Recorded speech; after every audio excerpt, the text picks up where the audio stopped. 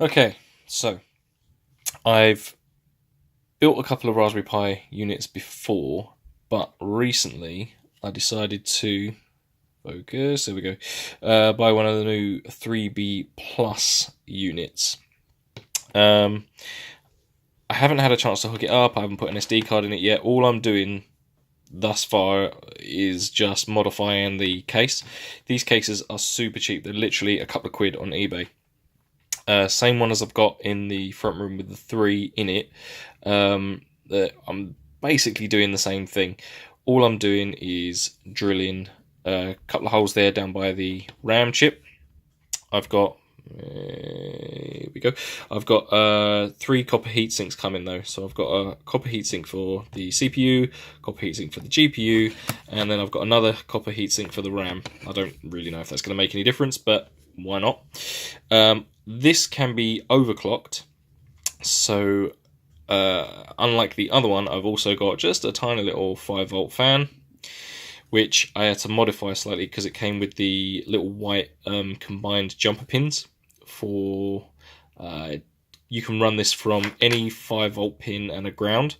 So ideally you'd want to run it from pins 2 and 3 up here, but I've written a script that will do the easy turn on and shut down.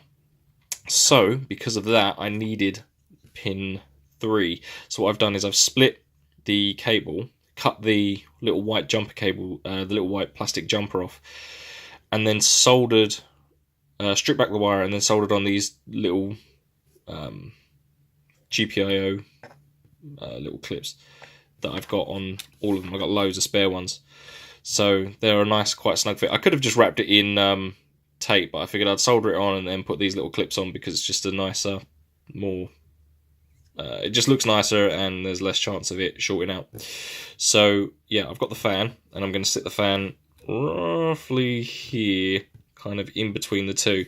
The problem being that focus, come on.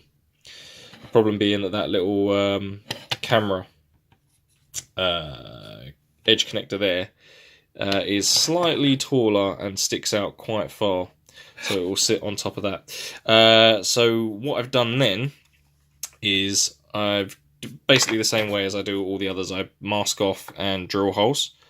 So same thing here. What I've done is I've masked off, drilled a hole, and I'm going to get a hacksaw and literally just cut the circle out for the fan, which is, roughly the same size. It doesn't need to be perfect, and I can just glue that to the inside. And this little case here is a little 3-part case. This is the back half. And what I've done here is I've got like a little 60p momentary switch, just a little push switch, and that's going to be my safe on, safe off. I have got a kill switch on the other one, but this one I've actually got like a physical. That's like a little, well, I say it's a kill switch. There's no actual physical switch. What it is if you put anything in or around the headphone jack, which I don't use, it just starts the safety shutdown. But this one's slightly different. So yeah, that will sit in here, and as you can see, it goes over this new. I think that's the thing with the Raspberry on it at the back, the silver thing. I think that's the Wi-Fi chip there, but I'm not sure. I'm not quite sure how the layout of this is. I haven't really looked into it yet. I've only just bought it.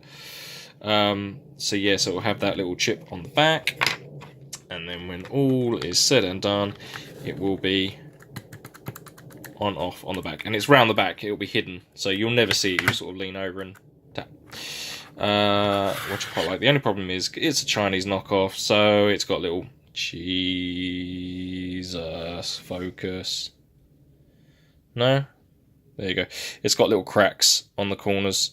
It's not the ones that you see online. They're like a £5. This was like £2. So it's got little cracks and scratches and whatnot on, but still, I'm not really that fussed. It's going to go together. It'll be fine. If nothing else, it's a good little practice unit. But yeah, so I'm basically now I'm waiting for the heat sinks to turn up. Then all I need to do is cut that out, put it together, and then get a 64 gig SD chip, and then see what I can do with this thing. I know it can run the mobile version of Windows 10.